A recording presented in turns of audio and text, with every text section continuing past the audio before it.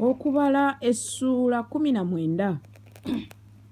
Mukama n'agamba Musa ne Alooni nti lino ly'etteeka ery'ekiragiro Mukama kye yalagira ng'agamba nti, gamba abaana ba Isirayiri bakuleetere ente enduusi eya lukunyu eteriiko bbala, eteriiko bulema, eteteekebwangako kikoligo, era munaagiwanga Eriyazaali kabona, naye anaagifulumyanga ebweru w'olusiisira, ne bagittira mu maaso ge.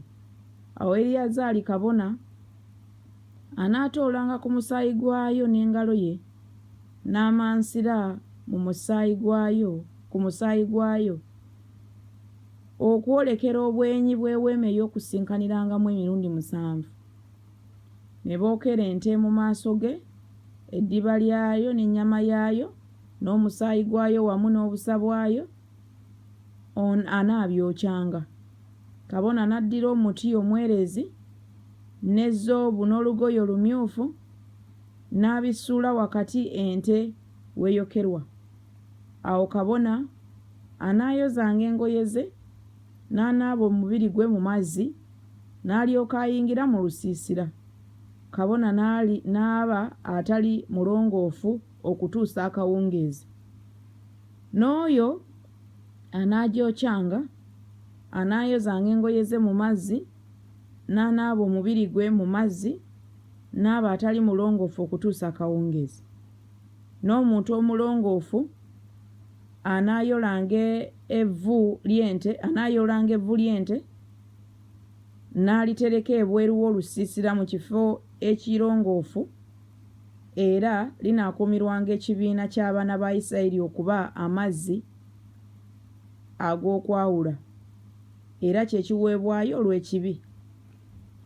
N'oyo anaayoolanga evvu ly'ente anaayozanga engoye ze, n'aba atali mulongoofu okutuusa akawungeezi, era linaabanga eri abaana ba Isirayiri n'eri omugenyi atuula mu bo etteeka eritaligwawo. Anaakomanga ku mulambo gw'omuntu yenna anaabanga atali mulongoofu ennaku 7. Oyo aneerongoosanga nago ku lunaku olwokusatu ne ku lunaku olw'omusanvu anaabanga mulongoofu. Naye bw'anaalemanga okwerongoosa ku lunaku olwokusatu, kale ku lunaku olw'omusanvu taabenga mulongoofu. Buli muntu anaakomanga ku mulambo gw'omuntu yenna afudde n'ateerongoosa ng'ayonoona ennyumba ya Mukama, n'obulamu obwo bunaazikirizibwanga mu Isirayiri. Kubanga teyamansirwako mazzi kwawula, teyamansirwako mazzi ga kwawula, anaabanga atali mulongoofu, obutali bulongoofu bwe nga bukyali ku ye. Lino ly'etteeka omuntu bw'anaafiiranga mu weema, buli anaayingiranga mu weema na buli anaabanga mu weema anaabanga atali mulongoofu ennaku 7, na buli kintu